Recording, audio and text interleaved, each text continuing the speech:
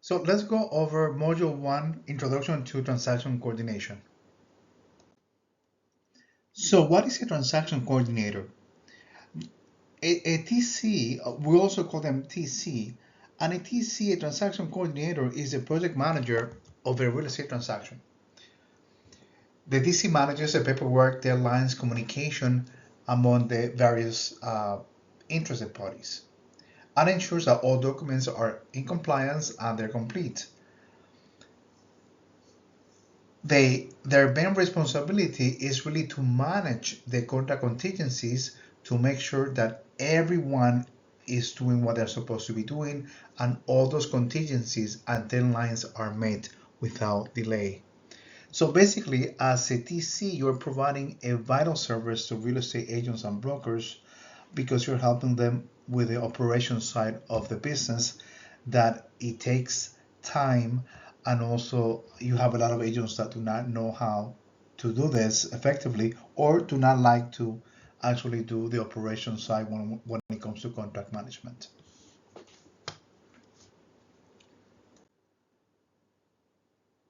So these are some of the core TC job activities, and we're going to discuss this later on in other chapters. Basically, your job begins as soon as you get the executed contract. You have the contract submitted to you from the agent, and then you're going to be managing the escrow. And the escrow, we're going to talk about that more in details in other chapters. But basically, escrow management is very important, and it happens typically within either 24 hours, depending on what the contract says, or it can happen within 72 hours, 3 days, or whatever the contract says. But definitely, you're going to be in charge of managing the escrow, which is, by the way, if you're new to real estate, when it comes to escrow, we're referring to the good faith deposit. So basically, this is the money that the buyer is putting down as a good faith deposit, basically telling the seller that they are serious about the transaction. And typically, this could be between 3% of their purchase price or 5% of the purchase price. Basically, the more money they put down as a good faith deposit, in this case the buyer is risking, because once that good faith deposit is provided to the title company, now it becomes property of both the seller and the buyer. And we'll discuss this later when we're talking about escrow.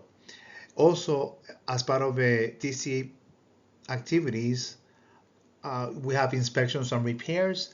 You, as a transaction coordinator, are going to be coordinating these events.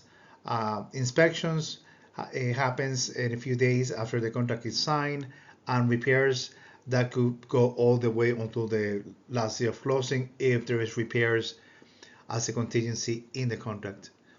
Also, you're going to be in charge of coordinating and overseeing the appraisal and financing. We're going to talk about appraisal later, how that's coordinate, how that will be part of your job as a coordination effort in terms of you coordinating the appointment with the leasing agents, buyer agent, and the appraiser.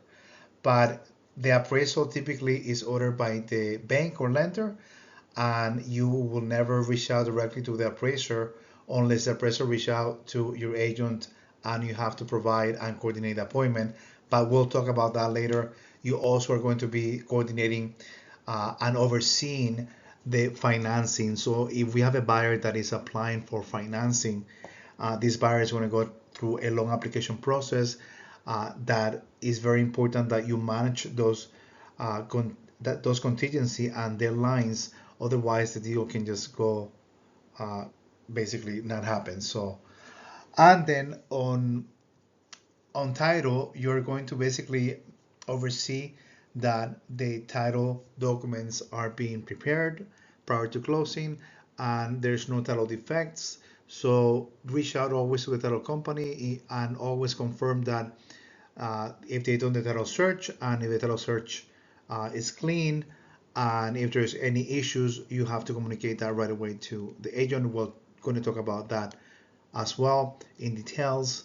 And also closing coordination, you're going to be in charge of scheduling the closing date, doing the walkthrough, not doing, but scheduling and coordinating the walkthrough inspection with the buyers and sellers.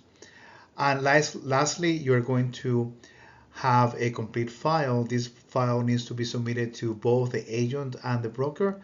And my recommendation is for you to keep files for at least 7 years, just in case something comes up.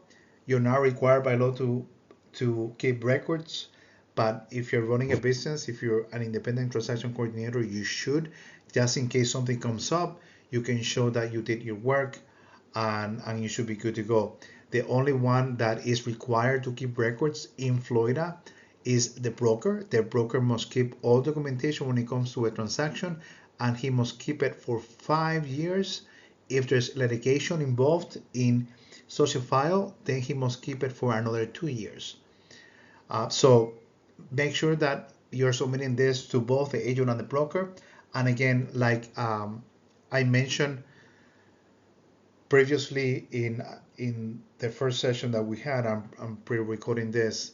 The broker is the one that is in charge of overseeing the transaction, so the broker is responsible for the file.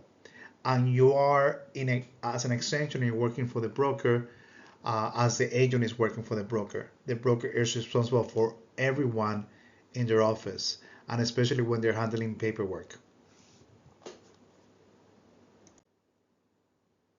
So who does the transaction coordinator work with? So as a transaction coordinator, you're going to be working with a lot of different people. You're going to be working with buyers agents, sellers agents, clients, buyers are sellers, and buyers and sellers, we call them customers. We'll talk about that later. That will be when it comes to agency law. Title and escrow officers, you're going to be working with them as well. Lender and appraisers, home inspectors, closing attorneys, and other parties.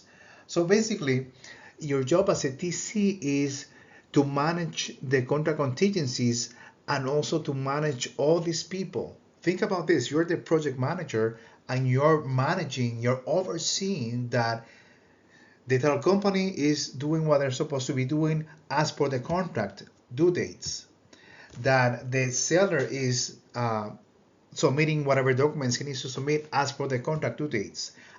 The buyer is submitting what he needs to submit as per the contract. That the loan application and the lender are doing the appraisal and everything as they're supposed to, as per the contract. Home inspector as well. So you're coordinating and you're working with all these people. You're reaching out to them. You're calling them. You're texting them. Your job is to manage this whole team that really they do not work under your company, but you're managing the transaction and you're keeping the deal alive. Okay, so although again they are not your employees, you're not working under the same company. Your job is to manage them and make sure that they are submitting and doing what they're supposed to do by the deadline of the contract.